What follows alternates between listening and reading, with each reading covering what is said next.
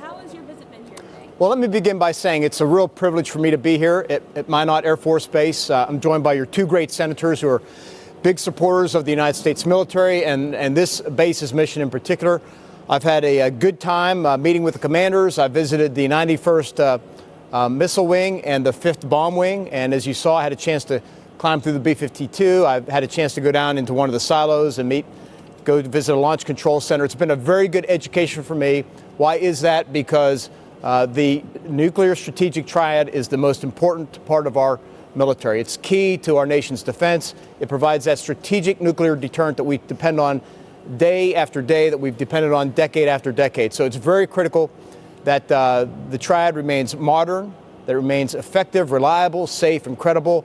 That's why the Trump administration has put significant funding in this year's budget into modernizing our triad, all three legs, and other parts of it as well to do that. So we've had great support from Congress, from your two great senators as well.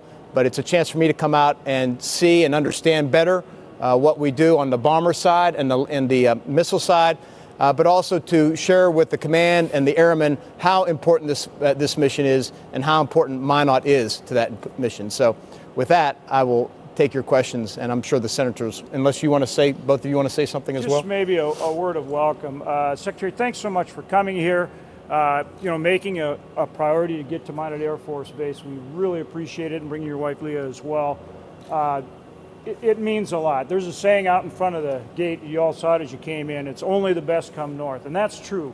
We have the finest men and women working here at the Minot Air Force Base, doing an incredible job defending this nation, and they have had a high ops tempo. They've been all over the world, from the Korean Peninsula, recently joined exercises with Japan, throughout the Middle East. It's the only dual nuclear base that we have, and they do an amazing job, and we're putting a big investment in it. So we want to thank you for your support. We're doing upgrades to the B-52, which is an incredible aircraft, to all the weapon systems, to the missiles, ICBMs, and new helicopters. So great people doing a great job defending this nation every day. We need to support them with these upgrades. You being here shows the kind of support we appreciate very much. Thank you. Senator. Thank you. Well, just to add my welcome as well, one of the things that I really appreciate about the Secretary's visit here, and it is reflective of the priority that the administration has put on not just this base, but certainly the nuclear triad, nuclear modernization. This base is critical to, well, it's reflected in the NDAA, the National Defense Authorization. It's reflected in the President's budget. The budget that just came out was certainly reflects the priority that the ground-based strategic deterrent, is certainly the helicopters as well. The re-engineering plan for the B-52. But here's, to me, the real emphasis of importance is that when the Secretary came to see me prior to confirmation, and I invited him to Minot, I said, really, if you want to be there at the best time, come in February. If you don't come in February, you've really not been here. And look at this, isn't this? Here he is. This is a reflection of how cool it is to be in Minot. So it's just thank you for being here. It's great here. Absolutely. Okay, I'm sorry, your question. What is the purpose for your visit today? Well, again, to demonstrate the importance that Minot and the two missions it has here, the bomber and missile mission, have to our nation, to keeping it safe and secure and to deterring war. At the end of the day, we're trying to deter war. And so I just wanted to do that, and every chance I had to thank the airmen, the officers, the enlisted personnel, NCOs, thank them for their service to our country. Mr. Secretary, you mentioned the additional investment in modernization. At the same time you're doing that, you're also trying to get Russia and China to join in a three-way negotiation for arms limitations. What sort of incentive do you think the Chinese would have to do that? Well, we have to work these issues. I know you're referring to New START. I think one of the things we must do is we must make sure that if we proceed with New START, that we capture the new Russian strategic weapons. I also believe that the Russians should bring underneath that treaty the non-strategic nuclear weapons. And then, of course, the Chinese. Why is that? Both China and Russia are both modernizing and expanding their nuclear arsenals. If we want to preserve strategic stability using arms control as a counterpart of that, as a tool in that toolkit, then China should be in as well in terms of where we are and where we're going in the future. Can I add, Mr. Secretary? if we don't make these upgrades, if we don't make these investments, what incentive do the Russians or Chinese have to negotiate with us, right? In fact, his being here, I think, is part of that very deterrent. So they can see things like the B-52 and the modernization of the whole nuclear fleet. That is an incentive exactly for them to come to the table, without a question. Okay. Thanks. So, sir, there's been a history at several of the missile bases at the war here as well with some drug use and issues with personnel. A lot of that was addressed in the last couple of years, but there's a case that popped up at FE Warren fairly recently with marijuana use. How concerned are you about drug use among the security forces at these bases and kind of the culture of whether people are frankly happy to be here or not? Well, look, drug use unfortunately happens within our military times. During my time in service, 20-some years, I saw it. These things happen. It happens at a much lower rate in the military than it does in our broader society.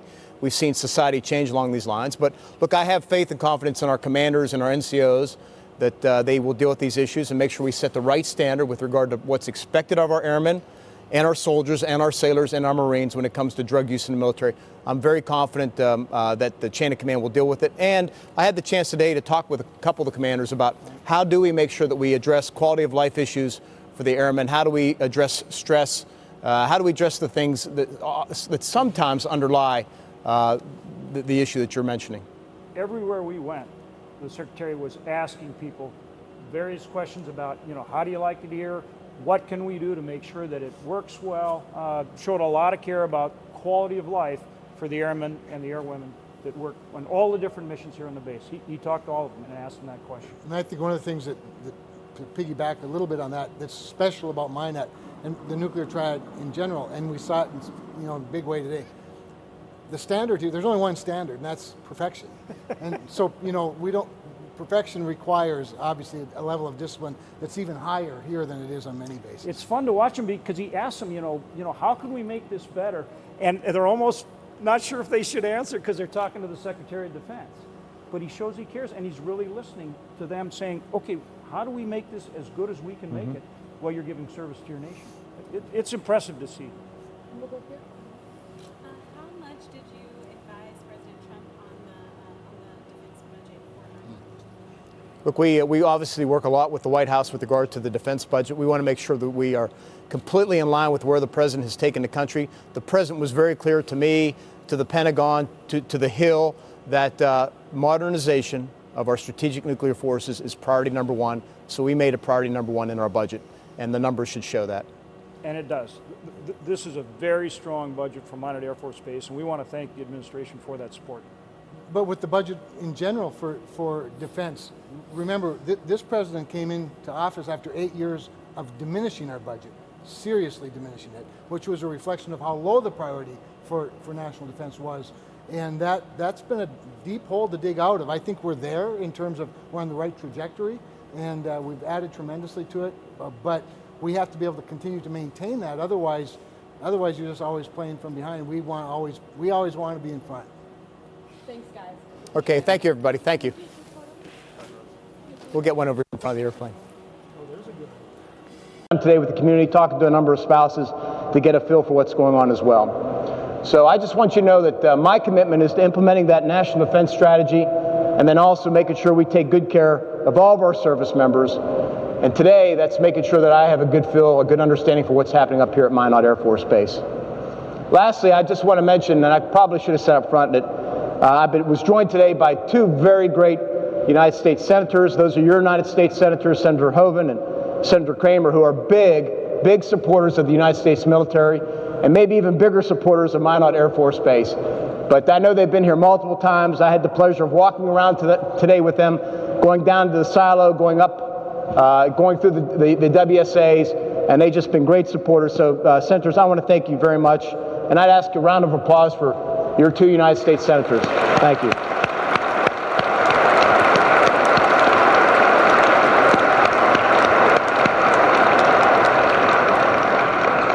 Both members of the defense committees, too, so it's also very important for all of us. So what I'm going to do is I'm going to stop right there because I really want to hear from you.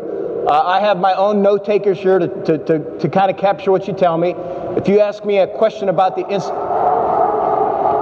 I don't speak dog. If you have an important question about the installation that I won't know anything about, I'm sure the installation people are here somewhere. Where are you?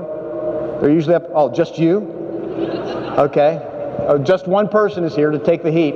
So anyways, what I want to do is stop right there, and where are the microphones? How's Team Minot? We have a absolutely fantastic opportunity today to hear from a great man, the Secretary of Defense, who came out to see you and to answer your questions and see the nuclear mission. We're grateful, sir, to have you here. Ladies and gentlemen, please welcome Secretary of Defense.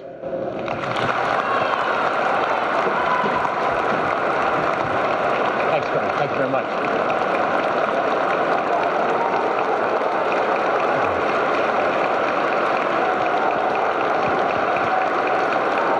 Thank you, please.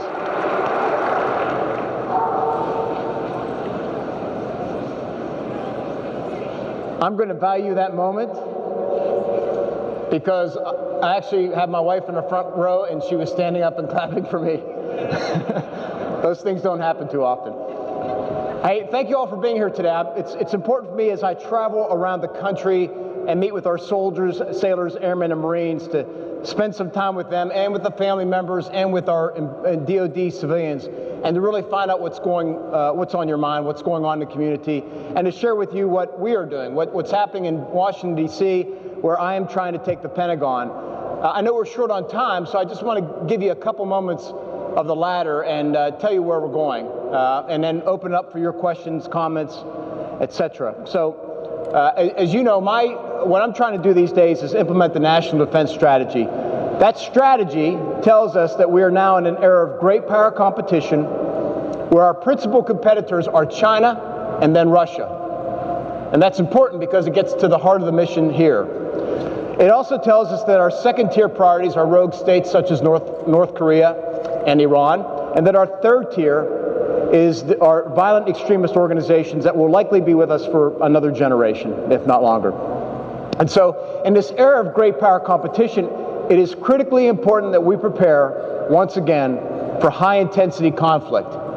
And with that is a very important mission of deterring adversaries such as Russia and China. And how do we do that? We do that with the #1 most important priority of the United States of America, of the United States Department of Defense.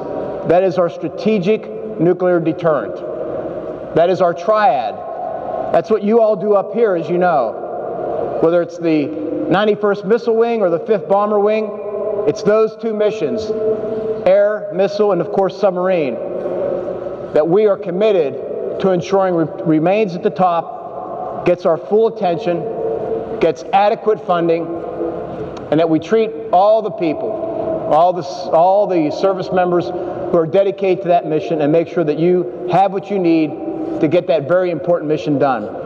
That's why in the budget that we just introduced a week ago, you'll see some considerable increases in all three legs of the nuclear triad, to include nuclear command, control, and communications, and some other very important functions that are critical to maintaining that #1 strategic deterrent.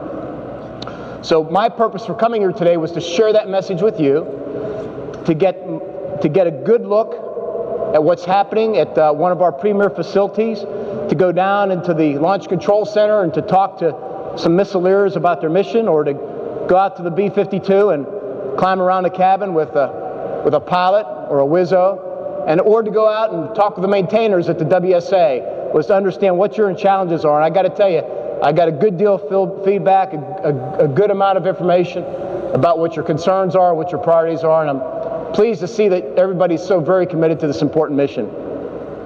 Now, the other thing I want to come out here is get a sense of what's happening in the community, make sure that everybody is well taken care of. I'm joined by my wife, Leah. Some of you may know I spent 21 years in the military, 10 on active duty, 11 in the Guard Reserve, and she was with me for all those years. And we've had our share of PCS moves and lost household goods, and children born in military hospitals, and dealing with the PX and the commissar and everything else. So she spent some time